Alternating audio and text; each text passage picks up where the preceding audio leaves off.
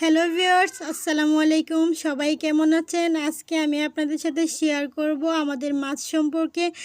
এটা আমাদের নদীর মাছ, একদম টাটকা নদীর মাছ। এখানে প্রায় 1 কেজি পরিমাণের মাছ আছে। এটা মাত্র 100 টাকা দিয়ে কিনে আনা হয়েছে। তো শহরে এটা কিনতে গেলে প্রায় এখানে 4 থেকে 500 টাকার মাছ। আবার দেখবেন কিনতে গেলে টাটকা হয় না, মরা অথবা ফ্রিজে বরফ দেওয়া। তো এখানে দেখতে পাচ্ছেন চেয়ালা মাছ আছে, মলা মাছ, বাতাই মাছ, লম্বা চান্দা মাছ আছে। তো আজকে আমি আপনাদের সাথে শেয়ার করব এই মাছের রেসিপি। তো আমরা কিশোরগঞ্জ জেলায় অবস্থিত। আমাদের নৌসুন্দা নদীতে প্রচুর পরিমাণের মাছ আছে এবং চামড়া বন্দরে ঐতিহ্যবাহী প্রচুর প্রজাতির মাছ আছে।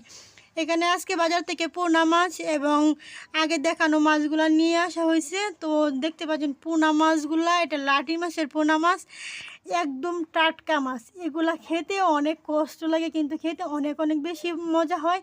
তো এগুলাকে দেখতে পাচ্ছেন আমি হাত দিয়ে ধরতেছি, আমার খুবই একটা ভালো ফিল হচ্ছিল। ভাবতেই কষ্ট লাগছিল যে এই মাছগুলো আমরা কেমনে খাবো, কি ছোট ছোট একটা মাছ। তারপরেও আজকে আমি আপনাদের সাথে শেয়ার করব মাছের রেসিপিগুলো।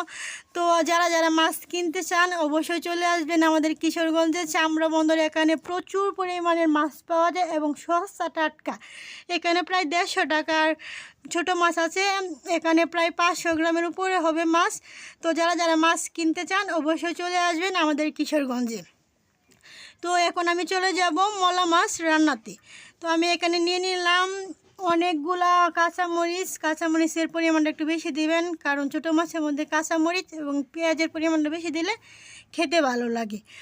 তো এখন আমি আজকে লাকড়ি চুলায় রান্না করব। ভাবলাম সবগুলা মাছ একসঙ্গে রান্না করি, কারণ টাটকা মাছ খেতে অনেক বেশি ভালো লাগে। তো আমি 1 মাস প্রায় গ্রামের বাড়িতে থাকবো এবং আপনাদের সাথে টাটকা মাছের রেসিপি শেয়ার করব।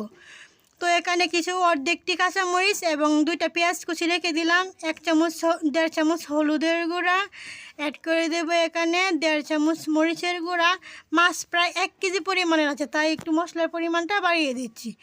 তো দিয়ে দিলাম এখন 1.5 চামচ ধনিয়া গুঁড়া অ্যাড করে দেবো, স্বাদ মতো লবণ।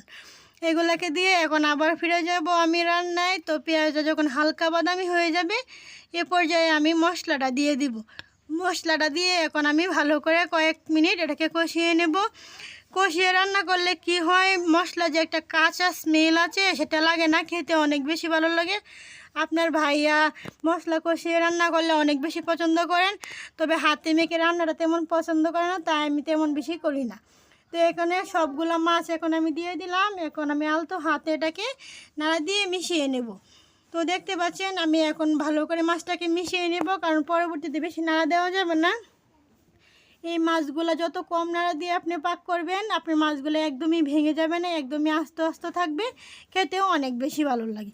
তো এই পর্যায়ে ঢাকনা দিয়ে ডেকে ফিরে আসবো 2 মিনিট পর। তো 2 মিনিট পর দেখতে পাচ্ছেন অনেকটাই কষানো হয়ে গেছে। তো এখন আমি কি করব, আবার আলতো হাতে অল্প একটু নাড়া দিয়ে আমি পানি অ্যাড করে দেব। অতিরিক্ত পানি দেব না। আজকে আমি মলা মাছের চচ্চড়ি করবো। মলা মাছ বলতে এখানে মিক্সড মাছ আছে, অনেক রকমের মাছ আছে।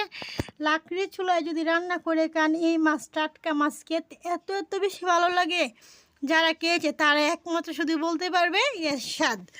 তো দেখতে পাচ্ছেন পানির পরিমাণটা কতটুকু দিয়ে দিলাম, দিয়ে এখন আমি ঢাকনা দিয়ে ডেকে ফিরে আসবো আরও 5 থেকে 7 মিনিট পর।